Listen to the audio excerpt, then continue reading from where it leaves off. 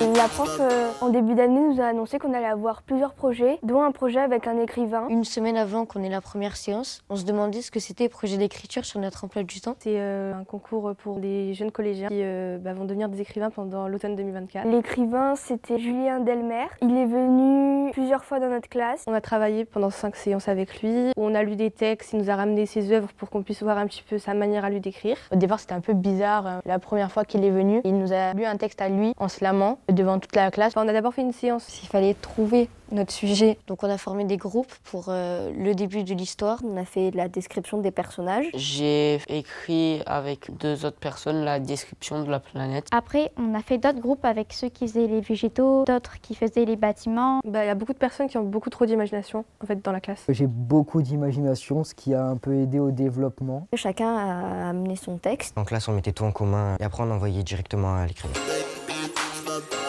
La nouvelle parle de 2 enfants, 2 jumeaux. Jude et Sky, dont les parents sont astronautes. Qui survivent à une attaque de dragons. Qui viennent attaquer la Terre, notamment l'antique grand dragon Ragnar. Il a envoyé ses 3 fils sur la Terre. Et des dragons qui explosent la Terre avec des météorites et plein de choses. Ils vont prendre un aéronef et ils vont partir de la Terre. Et du coup, c'est là que vraiment commence l'histoire. La végétation n'est plus là, donc on n'a plus tout ce qui est arbres ou plantes pour nous fournir de l'oxygène. Et du coup, toutes les espèces sont mortes. Ils vont essayer de trouver une nouvelle planète où habiter. Et ils tombent sur une planète appelée Ateria. C'est cette planète, ils tombent sur plusieurs monstres, plusieurs plantes atypiques. Ils essayent de retrouver leurs parents le plus possible avec ce qu'ils trouvent sur la Terre. Et à la fin, il y a un énorme retournement de situation que personnellement j'adore. Et nous avons fait une fin ouverte parce qu'on voulait que les lecteurs ils imaginent eux-mêmes la fin du récit.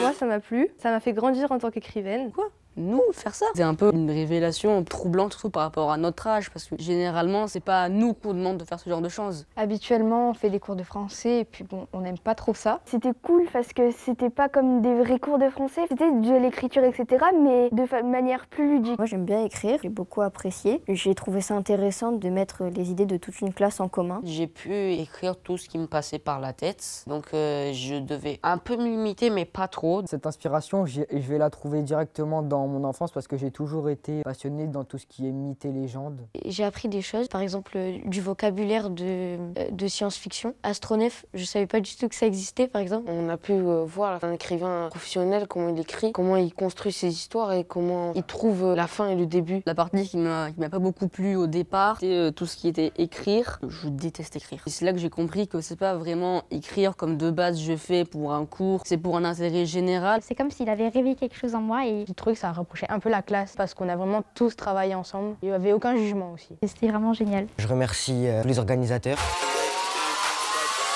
C'est quelqu'un qui a une page Wikipédia, etc.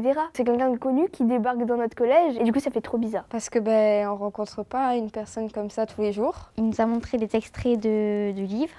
Après, il nous a passé ses œuvres pour qu'on voie dans quel sens il écrit. Il nous a soutenus, il nous a donné des bonnes idées. C'était intéressant d'avoir l'avis de quelqu'un qui avait déjà écrit pas mal de livres. L'auteur, il était sympa et Il nous a direct mis à l'aise. Il était très gentil. Il nous écoutait beaucoup. Ce que j'aime bien, c'est qu'il a bien repris ce qu'on avait dit. De ce que j'ai compris, on est les seuls à être partis sur la science-fiction comme ça. Nos personnages, je trouve qu'ils sont très complémentaires. On peut s'y reconnaître facilement. Il y a pas mal de retournements de situation. Notre histoire, elle peut dépasser les limites de l'incroyabilité. Votez pour nous parce que l'histoire, même si elle n'est pas très longue, elle a du sens. Et votez pour nous. Votez pour nous! Votez pour nous. Vous allez voter pour nous.